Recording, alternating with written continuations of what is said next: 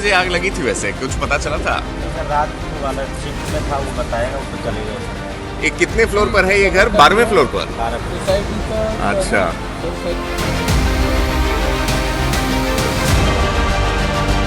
तो ये है नोएडा सेक्टर 75 की आईवी काउंटी, जो बहुत ही अनफॉर्चुनेटली तीसरा डेस्टिनेशन बन चुकी है दिल्ली एनसीआर के बड़े आगजनी की घटनाओं में। जैसे जैसे गर्मी बढ़ रही है उस तरह से शॉर्ट सर्किट और एसी से लगने वाली आग की संख्या भी बढ़ती जा रही है। अभी कुछ दिनों पहले हमने देखा किस तरह से दिल्ली के मालवीय नगर में भी आग लगी एक बेड एंड ब्रेकफास्ट में और वहाँ पर 21 लोगों की जान चली गई। उसी तरह आज सुबह जब नोएडा वासी उठे तो उन्हें जानकारी मिली कि सेक्टर 74 जो कि रिहायशी इलाका है, आप देखिए जितनी संख्या है यहाँ पर अपार्टमेंट्स की, इसके आसपास भी अपने कैमरामैन से मैं कहूँगा कि वो दिखाएं किस तरह से यहाँ पर घरों की संख्या कितनी ज़्यादा है और कितने लोग यहाँ आसपास रहते हैं। जो डेंसिटी है, पॉपुलेशन डेंसिटी नोएडा के इन इलाकों में काफ़ी ज़्यादा है। सेक्टर 74-75 नए रिहायशी इलाकों में माना जाता है और उसके बाद कैसे यहाँ पर आग लग गई इसके बारे में जब हमने जानकारी इकट्ठा करने की कोशिश की तो यहाँ के गार्ड्स जो यहाँ मौजूद हैं उन्होंने कहा कि मीडिया अलाउड नहीं है, आग पर काबू पा लिया गया है।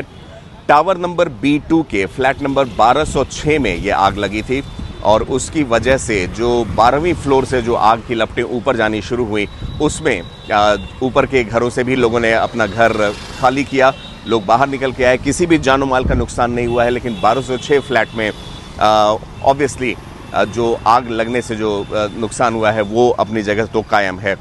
इस तरह की घटनाएं हमें बार बार याद दिलाती हैं कि क्यों ज़रूरी है अपने इलेक्ट्रिकल अप्लायंसेस को चेक रखना। गर्मी जिस तरह से यहाँ 47-48 डिग्री की पड़ती है, हालांकि दिल्ली एनसीआर में कल काफ़ी तेज़ बारिश और धूल की आंधी भी हुई थी जिससे कि तापमान अभी कम है। आप देखेंगे यहाँ अभी सूरज निकला हुआ नहीं है, ओवरकास्ट कंडीशन है, लेकिन फिर भी आगजनी की इस तरह की घटना साफ बताती है कि हमें अपने अप्लायंसेस का तो ध्यान रखना ही पड़ेगा और साथ ही साथ सोसाइटी को, AOAs को भी ये ख्याल रखना पड़ेगा कि वो किसी भी तरह के शॉर्ट सर्किट या किसी भी वीक वायरिंग को नज़रअंदाज ना करें। आईवी काउंटी एक नोएडा के मैं कहूँगा कि रिहायशी और बेहतरीन रिहायशी अपार्टमेंट्स में से एक है और जब यहाँ इस तरह की घटना होती है तो सवाल यही उठता है कि क्या नोएडा की बाकी सोसाइटियों में भी इस तरह की जांच करनी चाहिए।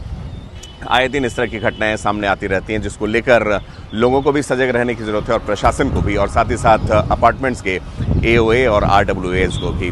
कैमरामैन रिताना के साथ मैं Pankaj Kumar Mishra, one India news, Noida. One India को सब्सक्राइब करें और कोई भी अपडेट मिस ना करें। अभी वन इंडिया ऐप डाउनलोड करें।